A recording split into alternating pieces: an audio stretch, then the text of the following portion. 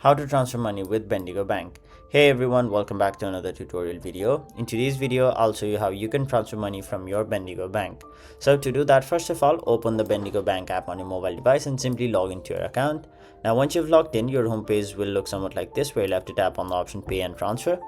Then you will be provided with all of these different options such as transfer, pay someone, PayID, or schedule payments.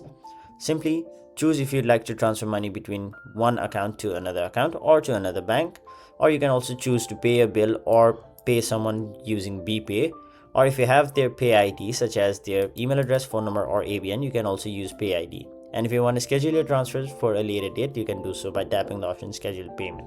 Now once you choose the desired option, you will be able to choose from which account you will be sending your money from. So it is one of your Bendigo Bank's account. So in my case, I'll simply choose my Complete Freedom account.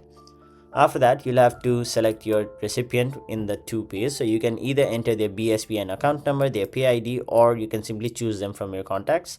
Now once you've done that, you'll have to select the amount, the description, and then once you tap on the option continue, you'll have successfully sent money with Bendigo Bank. So that was it for this video. Thank you so much for watching.